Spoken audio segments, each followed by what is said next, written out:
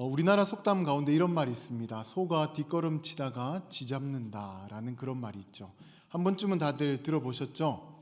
이게 근데 무슨 뜻이냐면 뭔가 의도치 않게 우연히 이제 뭔가 좋은 일이 생겼을 때, 야, 소 뒷걸음치다 쥐도 잡네라는 이제 그런 말을 사용을 하게 되는 것이죠.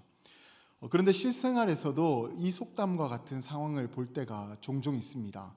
저도 예전에 그런 상황을 보게 됐는데, 제가 예전에 다른 교회에서 부목사로 사역을 할 때 어떤 한 집사님으로부터 이런 이야기를 듣게 되었습니다.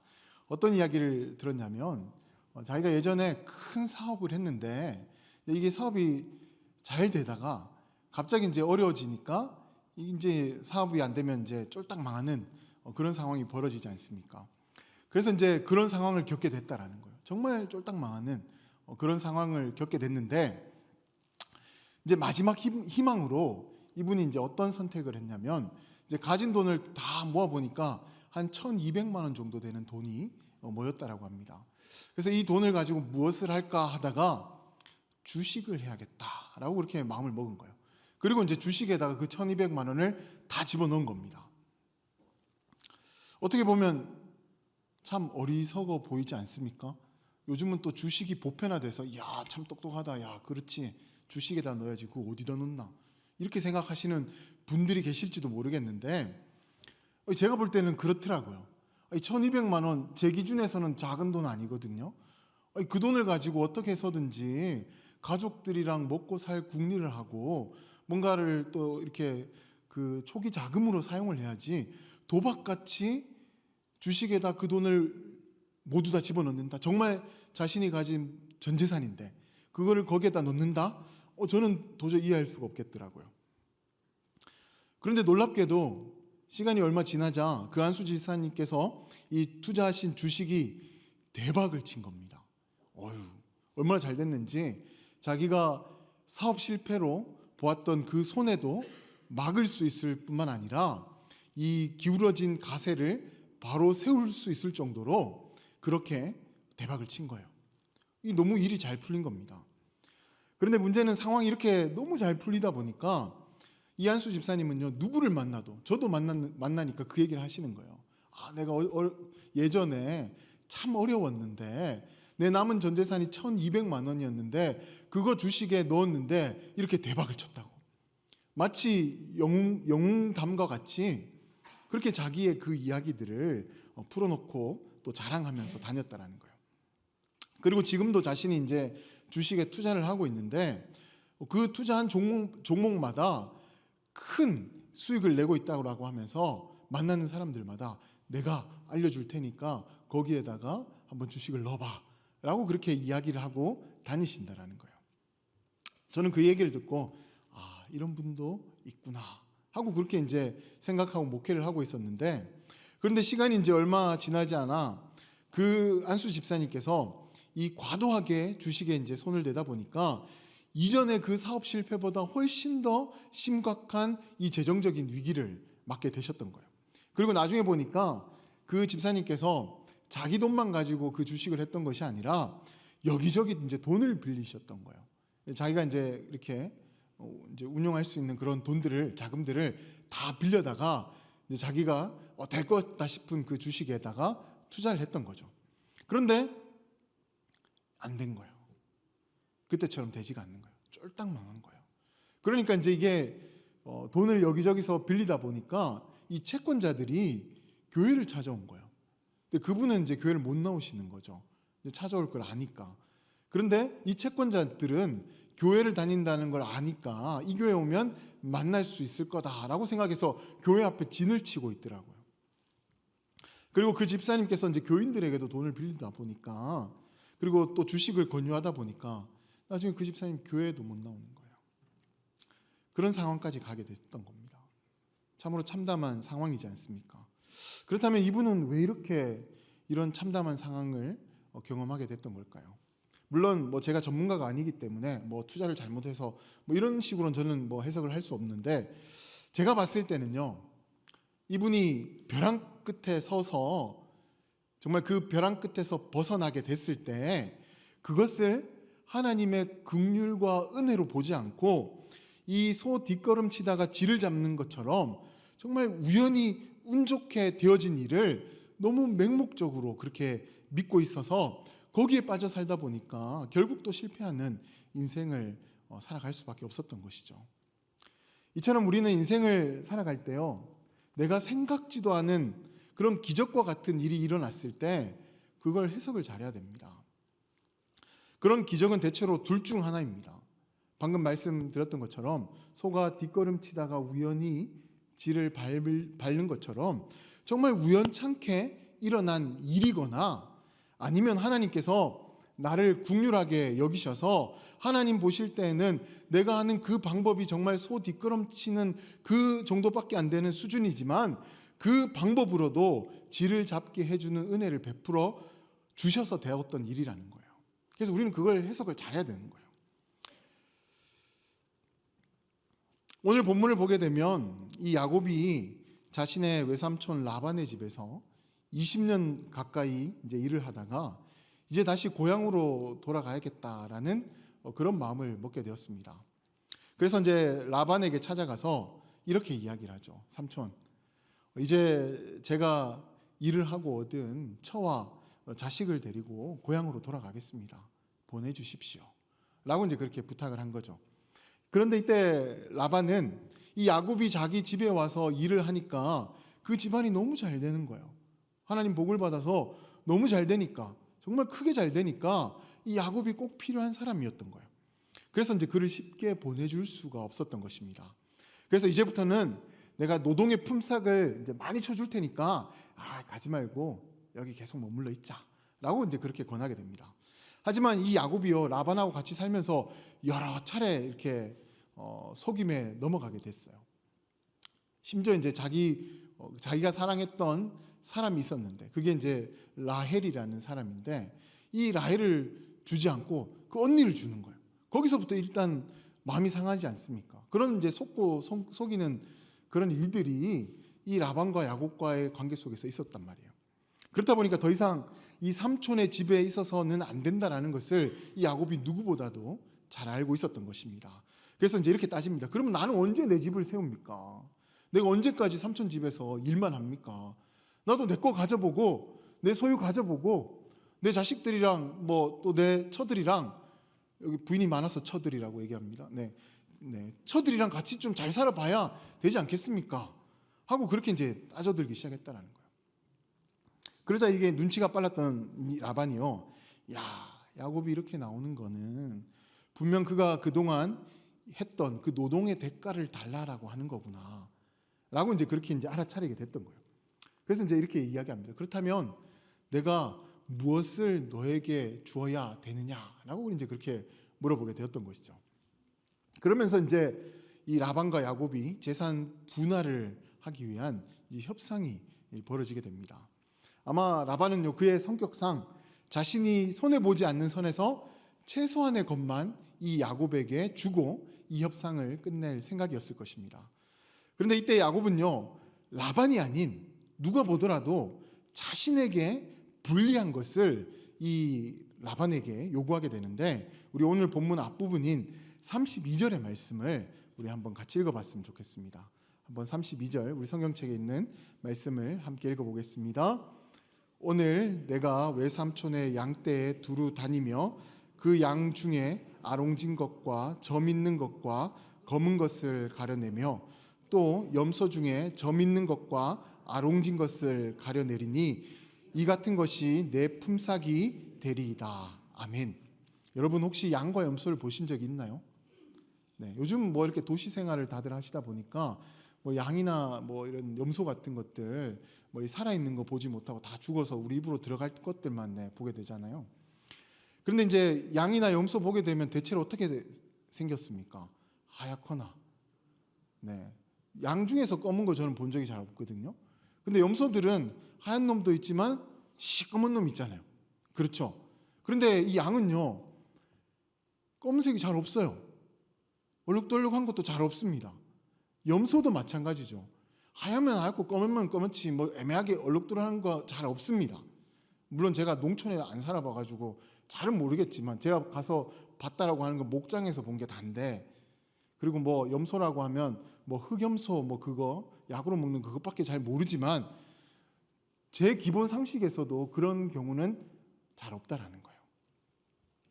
그런데 야곱은요, 지금 삼촌과 이 재산을 분할하려고 하는데 자신에게 이득이 되는 쪽으로 이야기를 꺼냈던 게 아니라 누가 보더라도 자기에게 돌아올 몫이 적은 쪽을 이 삼촌에게 이야기했다는 거예요. 그러니까 이제 자신의 몫으로 돌아올 양과 염소는요, 반점이 있거나 아니면 그 검적꺼먹거나 이런 거라는 거예요. 이건 누가 보더라도 야곱에게는 불리한 것이고, 그리고 라반에게는 너무나도 유리한 것이지 않습니까? 그러니까 이 계산빨은 라반이 만약에 자기한테 불리한 그 이야기를 했다고 한다면, 잠깐만, 너 지금 그게 무슨 말이니? 그게 말이 된다라고 생각하니? 이렇게 반문을 했을 거 아닙니까? 근데 딱 듣자마자 라반이 오케이, 좋아. 자기가 봐도 이게 좋거든요. 훨씬 확률적으로 자기의 몫으로 돌아올 것이 많다 보니까 라반이 단번에 오케이를 해버립니다. 그런데 이 라반이 또 보통 사람이 아니지 않습니까? 이 사기꾼 기질이 있는 또 그런 사람이거든요. 그래서 이제 자신에게 유리한 이 재산 분할이었음에도 불구하고 혹시나 야곱이 또 무슨 꿍꿍이가 있어서 무슨 속셈이 있어서 이러는가 싶어서 이제 자기 아들들에게 이렇게 이야기합니다. 야곱의 몫으로 돌아갈 짐승들이 애초에 서로 교미를 하지 못하도록 그런 것들만 모아놔가지고 저기 사흘길 정도 되는 그 먼 거리에다가 놔두게 됐다라는 거예요. 그래서 지금 야곱이 봐야 할 그 짐승들은 다 라반의 몫으로 돌아가야만 하는 그런 짐승들이었다라는 거예요. 자기 몫으로 돌아갈 것은 이미 저기 먼 곳으로 한 3, 4일 되는 그곳에 있다라는 거예요. 그래도 자기 조카고 또 자기 딸과 결혼한 사위인데 이렇게 하는 것을 봤을 때 이 라반이 정말 보통 내기가 아니라는 것을 우리는 알 수가 있지 않습니까? 그런데 이 37절 이후, 오늘 본문 이후의 말씀을 보게 되면 이 야곱이요, 라반과 계약을 맺은 이후에 일반적으로 그 쉽게 이해할 수 없는 비상식적인 그런 행동을 시작하고 있는 걸 볼 수가 있습니다. 어떤 일을 했냐면 이 버드나무와 살구나무와 이 신풍나무의 가지를 꺾어서 그 줄무늬가, 그러니까 흰 줄무늬가 생기도록 껍질을 벗겨서 그 가지들을 이 양들이 물을 마시고 있는 그 구유 앞에다가 두었다라는 거예요. 야곱이 이제 왜 이런 행동을 했냐면 이제 양들이 이제 물을 마시러 올 거 아닙니까? 구유 쪽으로. 근데 그때 그 얼룩덜룩한 그 가지들을 보고 이 양들이, 염소들이 물을 먹게 되면 이 얼룩덜룩한 점이 있는 새끼가 나오니까 이 야곱이 그렇게 했다라는 거예요. 근데 제가 뭐 제 새끼 낳는 것만 봤지 뭐 짐승이나 뭐 다른 사람이 낳는 거 못 봤는데요. 뭘 보고 그렇게 놓으면 그렇게 태어납니까? 제가 잘 몰라서 그렇게 얘기 드리는데 그러든가요? 네, 뭐 보고 있으면 그러든가요? 사실 이 야곱은요, 이 과학적인 관점에서 이걸 접근한 것이 아니라 당시에 사람들이 그렇게 믿고 있는 그렇게 미신적인 관점에서 이렇게 접근을 했던 거예요. 사실 지금 우리나라 어르신들 중에서도 아이를 가지는 것과 관련해서 이 미신적인 이야기들을 참 많이 하더라고요. 그런 얘기 많이 하잖아요. 예쁜 과일 먹어야 예쁜 애 낳는다. 그런 얘기 많이 하셨죠. 또 많이 들으셨죠. 저만 들은 것처럼 그렇게 하십니다. 그렇지 않나요? 그리고 닭고기 먹는데 닭살을 먹으면 아이가 닭살을 가지고 태어난다라는 그런 얘기도 하더라고요. 그리고 예쁜 걸 먹으면 예쁜 아이 낳고 못난 거 먹으면 못난 아이 태어나니까 예쁜 걸 먹고 좋은 걸 먹어라 그러잖아요. 근데 제가 봤을 때는 부모의 얼굴을 가지고 태어나지 절대 먹는 거에 의해서 좌우되는 건 아니거든요. 근데 왜 그렇게 이야기를 하는지 잘 모르겠어요. 그 저희 가정 같은 경우에는 이런 일도 있었습니다. 제가 다른 교회에 있을 때 첫째 아이를 낳고 둘째 아이를 가지고 있었습니다. 물론 제가 가진 게 아니죠. 아내가 가진 거죠. 근데 이제 아내가 잠옷실에서 예배를 드리는데 권사님들하고 여러 명 앉아서 이제 예배를 드리고 있었어요. 근데 이제 첫째 아이가 그 엄마에게 이제 앉으려고 한 거예요. 엄마가 양반 다리를 안고 있으면 그 사이에다가 엉덩이를 집어 넣으려고 하는 아이들은 그렇게 많이 하잖아요. 근데 이제 아이가 그렇게 엄마한테 앉으려고 하는데 권사님들이 어이구야, 둘째는 아들이다, 그렇게 얘기하는 거예요. 그래서 저희 아내가 왜 그러는지 모르잖아요. 왜요? 그러니까 아이고, 첫째가 엉덩이를 그렇게 집어넣는 거는 둘째는 아들이기 때문에 그러는 거라는 거예요. 이게 무슨 말인가? 나중에 아내가 그 얘기를 저한테 전해주더라고. 사실 근데 저도 솔직하게 조금은 첫째가 딸이었으니까 아들을 조금 바라고 있었어요. 왜냐하면 저는 뭐 아들이든 딸이든 전혀 상관이 없거든요. 그래서 저희 집에 계시는 그 부모님들이 너무 아들을 원하시는 거예요. 그래서 제가 첫째 그 초음파 할 때 아버님한테 전화를 드렸습니다. 아버지, 딸입니다. 그러니까 아버지가, 제가 그때 소리를 좀 낮춰놨어야 되는데, 딸 이렇게, 네, 그런 아픔이 있었던 상황이다 보니까 아들이면 너무 좋겠다는 생각을 하고 있었어요. 가정의 평안을 위해서. 그런가? 그럼 아들 놓는가? 그 생각하고 있었는데 초음파를 하러 갔더니 딸이래요. 근데 태어났더니 딸이더라고요. 그 권사님 지금 어디에서 뭘 하고 계시는지 모르겠는데 그런 말 하시면 안 되는 것 같아요. 네, 다행히 셋째는 아들 낳았습니다. 네. 이런 이야기들 다 미신이잖아요. 과학적이지 않지 않습니까? 그런데 지금까지도 사람들 입에서 오르내리고 있다는 말이에요. 근데 야곱이 살았던 그 시대는요, 고대 시대였습니다. 고대 시족 사회였다라는 거예요. 그러니까 얼마나 많은 미신들이 있었겠습니까? 그래서 야곱도 당시 자신이 알고 있었던 그 미신적인 방법 중에서 가장 확실하다고 생각하는 이 방법을 선택하고 자신 앞에 닥친 이 문제를 한번 풀어가 보려고 했던 거예요.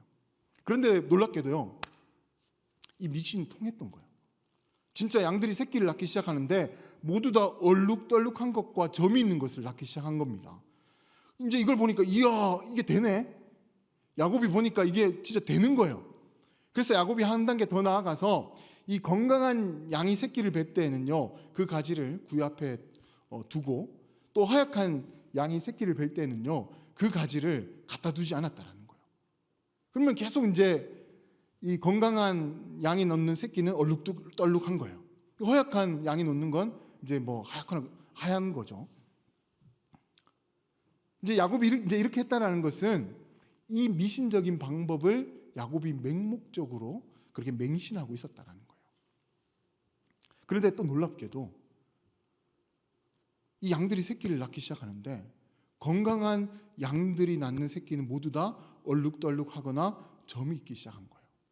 그리고 허약한 양들이 낳는 새끼는요, 다 라반의 몫으로 돌아가는 그런 양들이었다라는 거예요. 그래서 이제 그렇게 시간이 지나게 되니까 이 야곱에게로 돌아올 몫이 엄청 많아지게 된 거예요. 그리고 반대로 이 라반에게 돌아갈 양은 그렇게 적어지게 됐던 것이죠. 그래서 이제 이 야곱이 너무 많은 이런 짐승들을 거느리게 되니까, 재산이 늘게 되니까 그와 함께 노비도 낙타도 나귀까지도 그렇게 많이 거느리게 되는 거부가 되었습니다. 이 목축업에서 정말 큰 대박을 친 거죠. 인간적으로 봤을 때 이 얼마나 신나는 일입니까? 안 그래도 그 삼촌이 얄미워 죽겠는데, 나를 자꾸 속여 먹어서 너무 싫었는데 일이 이렇게 풀리니까 얼마나 기분이 좋았겠습니까? 그리고 야곱은요, 이 모든 일이 내가 생각한 대로 척척 돌아가는구나, 정말 나는 될 놈이구나, 앞으로도 이렇게 하면 되겠다, 앞으로도 내 능력, 나의 이런 방법들, 내가 가지고 있는 이런 실력을 믿고 가야겠다라고 아마 그가 생각했을 것입니다. 그런데 이것은요, 제가 앞서 말씀드린 것처럼 이 소 뒷걸음치다가 쥐 잡는 이야기처럼 그 어리석은 생각입니다. 왜냐하면 어쩌다 찾아온 우연인데, 그리고 이 야곱의 경우는 하나님께서 이 야곱을 축복해 주기 위해서 하나님께서 이런 복과 은혜를 내려주신 것인데, 그 은혜의 주체는 하나님이셨는데 야곱은 그것을 깨닫지 못하고 계속해서 내 생각대로 내 의지대로 하면 되겠다라고 그렇게 생각하면서 살아갈 것을 결단하고 있으니 너무나도 어리석은 일이라는 거예요. 그래서 믿음을 가진 사람이라면 이 순간 이렇게 이 일을 해석해야죠. 아무리 생각해봐도 이렇게까지 될 일이 아닌데 이렇게까지 된 것은 하나님의 도우심이구나. 나의 조부, 나의 아버지, 그리고 내가 베델에서 만났던 그 하나님의 도우심 때문에 내가 일이 이렇게 잘 되는 거구나. 그래, 앞으로는 하나님 생각하고 정말 하나님 방법대로 하나님 의지하면서 살아가야지 라고 그렇게 마음을 먹고 결단을 해야죠. 그런데 야곱은요, 이때까지 그와 같은 생각을 전혀 하지 못했던 겁니다. 여전히 자신의 보잘것없는 그 지혜와 능력을 신뢰하며 살아갈 것을 마음먹게 되는데, 하지만 곧바로 그 생각이 처참히 깨지는 그 상황을 만나게 됩니다. 그것은 바로 형 에서를 만나는 것이었습니다. 여러분, 이 야곱과 에서가 어떻게 헤어진지 아시죠? 원래 에서가 아버지의 축복을 받아야만 했습니다. 근데 이 야곱이 시기 질투도 많고 절대 경쟁에서 지고 싶은 그런 성격이 아니었거든요. 그래서 그 형 에서가 받아야 될 축복을 가로채게 됩니다. 근데 나중에 이 형 에서가 이 사실을 알게 되니까 내가 이놈의 야곱을 가만두지 않겠다. 내가 정말 죽여버리겠다. 라고 이제 그렇게 이제 흥분해 있으니까 그 엄마가 이제 야곱의 엄마가 삼촌 집에 좀 도망가 있어라. 나중에 때가 되면 부를 테니 거기 좀 피해 있어라. 라고 해서 이 두 형제가 헤어지게 됐더라는 거예요. 그런데 이제 집으로 돌아가야 되는데 집에 돌아가면 누가 있습니까? 이 에서가 떡하니 버티고 서 있다라는 거예요. 그래서 이제 이 야곱이 죽음에 대한 두려움을 느끼게 된 겁니다. 형 에서 안 그래도 그 생긴 것도 우락부락한데 거기에 얼마나 많은 또 힘 잘 쓰는 그런 장부들이 있을까? 뭐 이런 걱정과 근심들이 되는 거예요. 형 에서가 나를 보고 정말 칼을 뽑아들면 어떡하지? 그런데 그 순간 이 야곱이요, 또 자신의 그 보잘것없는 그 지혜를 짜내서 이런 방법을 꺼내들게 됩니다. 그것은요, 자신의 재산을 나누어서, 때를 나누어서 순차적으로 형 에서에게 보내는 거예요. 형이 이제 400명의 군사들과 함께 오고 있다고 하니까 불안하니까 때를 나누어서 재산을 먼저 보내는데, 이게 뭐라고 보내냐면 야곱이 당신에게 주는 선물이니까 받아주세요라는 그런 말과 함께 이런 이 선물들을 보낸 겁니다. 그런데 에서가요, 그걸 받아들고는요 아무 말을 하지 않는 겁니다. 뭐 싫다 좋다 표현을 안 하는 거예요. 이 400명의 군사들과 함께 뚜벅 뚜벅 뚜벅 그렇게 야곱을 향해서 다가오기 시작했다라는 거예요. 그러니까 이 야곱의 불안도 점점 커질 수밖에 없는 거예요. 이야, 이거 어떻게 해야 되나. 그래서 마지막에 가서 어떻게 하냐면 그 야복 강가에 서서 가족들 다 보냅니다.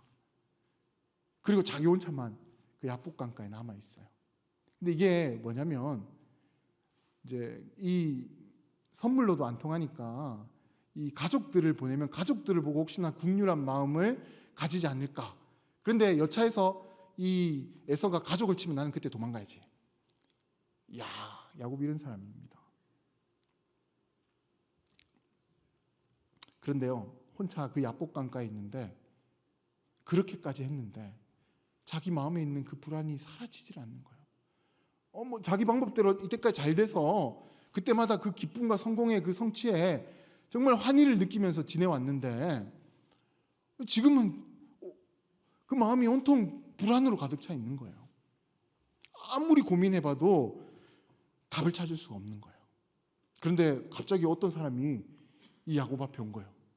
그리고 갑자기 씨름 경기가 펼쳐지게 된 겁니다. 이 뜬금없는 전개이긴 한데 갑자기 야곱이 혼자 고민하고 있는데 갑자기 누가 왔어. 그런데 갑자기 씨름이 벌어졌다라는 거예요. 그런데 누가 더 열심히냐? 야곱이 더 열심인 거예요. 끝까지 그 사람을 붙들고 있는 거예요. 심지어 이 사람이 이제 야곱이 버티고 있으니까 이 허벅지 관절을 쳐서 그 뼈가 어긋나게 만들어 버린 거예요. 얼마나 아프겠어요. 제가 허리를 한번 아파봤는데 이거는 이게 제가 지난주에 치통이 있어가지고 치통으로 한번 고생도 해봤는데 제가 보니까 치통과 허리병 중에 가장 아픈 것은 허리병이더라. 이거 결론을 냈습니다. 네. 근데 이제 이 뼈가 어긋난다라는 게 얼마나 큰 고통입니까? 근데 그게 야곱이요, 그걸 참아가면서 그 사람을 붙들고 있는 거예요. 야곱이 왜 그랬을까요? 사실 야곱은요, 그가 누구인지 정확하게 알지는 못했지만 그가 왜 찾아왔는지는 알았던 거예요. 왜냐하면 사실 야곱은 전날 더 이상 방법을 찾을 수 없어가지고 너무 두려운 마음에 하나님께 기도를 했습니다. 하나님, 저 에서의 손에서 건져주세요. 오늘 앞부분을 보게 되면 그렇게 야곱이 기도를 하고 있어요. 그리고 이런 응답도 받습니다. 내가 반드시 너에게 은혜를 베풀어 줄 것이다. 근데 야곱은 이렇게 응답을 받았음에도 불구하고 당장 손에 잡히는 게 없으니까 계속 불안했던 거예요. 그리고 하나님 그렇게 응답했더라도 여전히 자기가 하는 그 방법에 집중해 있었던 거예요. 근데 이게 해결이 안 되는데 어느 순간 갑자기 한 사람이 나타난 거예요. 아, 이게 하나님의 은혜인가 보다 하고는 그를 붙잡고 늘어지게 되었다라는 거예요. 그리고 이제 나중에 가서 보게 되면 그가 이제 내 이름이 뭔지 물어봅니다. 야곱입니다. 근데 이제 너 이름 야곱 아니단다. 이제 너 이름은 이스라엘이란다. 라고 그렇게 지어주고는 가버립니다. 여러분, 이름이 바뀌었다고 이 일이 해결됩니까? 이름 하나 바꿨다고 해서 지금 야곱 앞에 있는 이 불안이 사라집니까? 그럴 것 같으면 저도 김영욱으로 하랍니다. 아까 어떤 전사님이 저보고 김영욱 목사님 그러길래 제가 화가 났지만, 네, 우리 교회 김영욱이 어디 있다고. 네, 실수할 수 있죠. 네, 물론.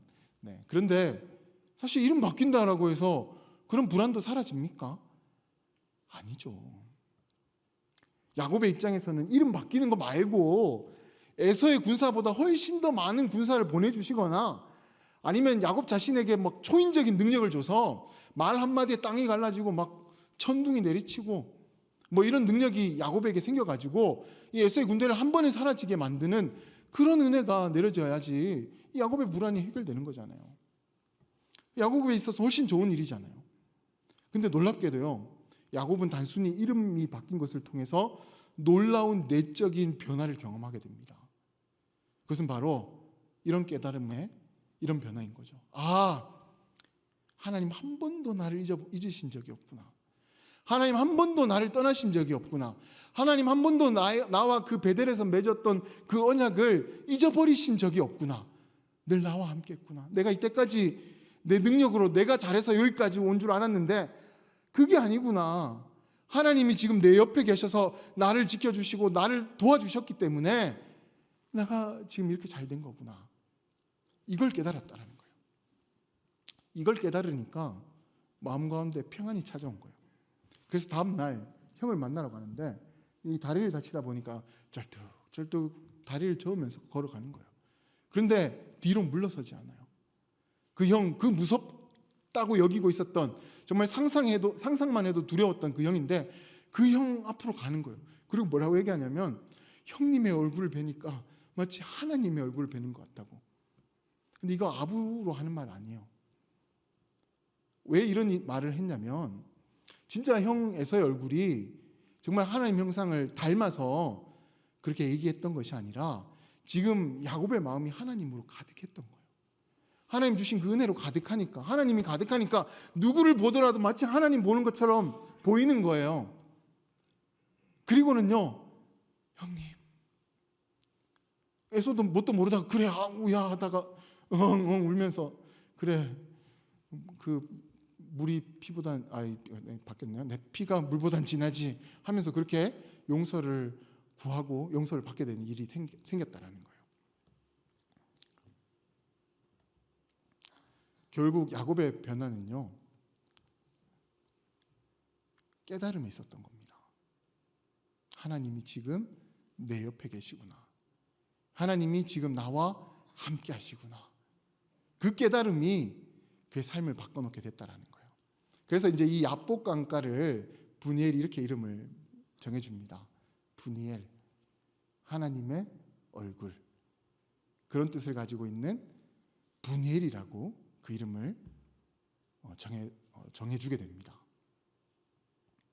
이게 무슨 말입니까? 하나님의 얼굴이 항상 나와 가까이 있구나. 그 깨달음이었다라는 거예요. 이처럼 우리도 신앙생활을 하면서 빨리 깨달아야 할 것이 있습니다. 지금까지 우리가 살아온 삶은요, 내 능력과 내 방법이 좋아서 여기까지 온 것이 아닙니다. 눈에 보이지는 않지만 나를 위해서 일하고 계시는 하나님이 내 곁에 계셨기 때문에 우리가 여기까지 온 거예요. 그 믿음의 고백과 그 깨달음이 있어야 된다라는 거예요. 예전에 그 저희 아내와 그 저희 집 막내 아이에게서 들은 이야기인데, 그 저희 집의 막내 아들이요, 아내와 함께 이제 도서관을 같이 가게 됐는데, 아이가 이제 좀 별납니다. 저희 집 막내 아들 아시는 분들은 아시겠지만, 웃는 분들은 아시겠지만 좀 약간 별납니다. 그래서 뭐 겁이 없고 뭐 높은 데서도 막 잘 뛰어내리고요, 아무한테나 가서도 말 잘 걸고요, 뭐 특히 담임 목사님한테 가서도 막 말을 걸고 막 그래가지고 제가 얼마나 가슴이 쫄릴 때가 많은데, 근데 이 아이가 별나다 보니까 이 계단에서 뛰는데 하고 걸려가지고 넘어지는 상황이었다는 거예요.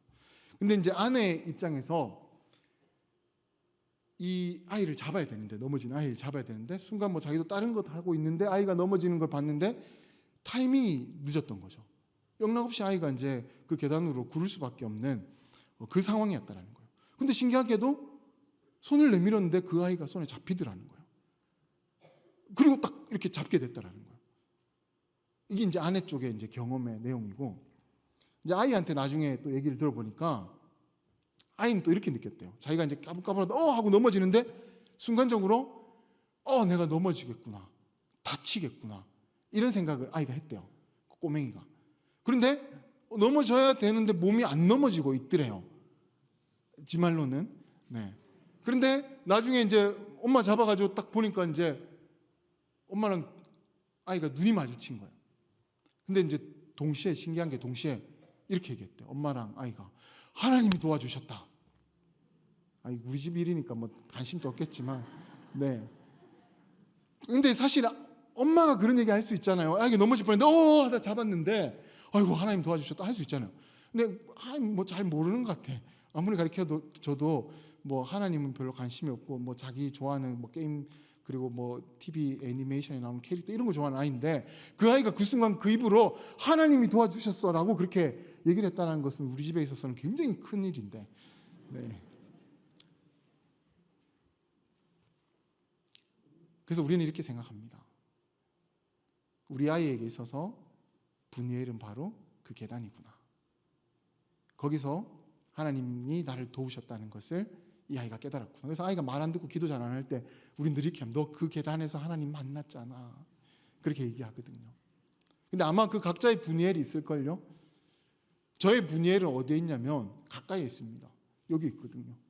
제가 허리 아픈 거 다들 잘 아셔가지고 제가 조금 허리 아프기 전에 좀 교만했던 것 같아요. 힘도 세고, 제가 봐도 힘 세 보이죠. 제가 학교 다닐 때, 고등학교 때 시험은 그렇게 못 봤는데 공부로는 전교 2등을 해본 적은 없지만 제가 80으로 전교 2등은 했습니다. 뭐 대단한 건 아니지만 그만큼 힘이 세거든요. 그리고 제가 뭐 번쩍번쩍 잘 듭니다. 저랑 같이 행복한 밥상 일해보시고, 뭐 저랑 같이 좀 무거운 거 들어보신 분들, 저랑 같이 뭐 운동해보신 분 없네요. 네. 해보신 분들은 알 겁니다. 제가 얼마나 힘이 세고 운동신경이 있는 사람인지 분명 아실 거예요. 근데 제가 허리 다치고 나니까 아무것도 못하겠더라고요. 사실 성경책 들고 다니는 이것도 힘들어요. 예전에 많이 아플 때는. 아파 보신 분들은 아실 거예요. 그런데 이 아프고 나서 보니까 생각이 바뀐 거예요. 예전에는요, 내가 잘하는가 보다. 저도 뭐 제가 잘하는지 모르겠는데 자꾸 잘한다 그러니까 찬양도 잘하는가 보다 생각하고요. 뭐 설교도 그런 대로 하는가 보다. 너무 교만했던 거예요. 근데 아프고 나니까 아무것도 못해요. 아무것도 할 수가 없어요. 그때 깨달았어요. 여기까지 온 게 내 실력이 아니었구나, 내 능력이 아니었구나. 하나님이 함께 해주셔서 하나님의 은혜로 내가 여기까지 온 건데 내가 교만해서 그걸 몰랐구나. 이걸 아프고 나니까 그게 깨달아지더라는 거예요. 여러분, 하나님의 그 손이 여러분 가운데서도 역사하고 계십니다. 할렐루야. 여러분의 분이엘을 찾으시기 바랍니다. 아마 여기 신앙생활 오래 하신 분들은 아마 그 자리를 다들 알고 계실 거예요. 그런데 오늘 수료하시는 우리 확신반 여러분들은 그 자리를 꼭 찾으시기 바랍니다. 그리고 그 자리에서 아이고 정말 운 좋았대 이렇게 생각하지 마시고, 지금 나와 함께 하시는 하나님이 나를 도와주셨구나 라고 그렇게 고백하시고 그 믿음으로 살아가실 수 있는 우리 귀한 분들이 되시길 소망합니다. 그러면 하나님께서 살아가면서 힘들고 어려운 일이 있을 때 더 크게 도와주실 것입니다. 더 큰 은혜를 내리워 주실 것입니다. 언제나 하나님의 은혜를 고백할 수 있는 저와 여러분들이 되시기를 주님의 이름으로 간절히 축원드립니다. 기도하겠습니다.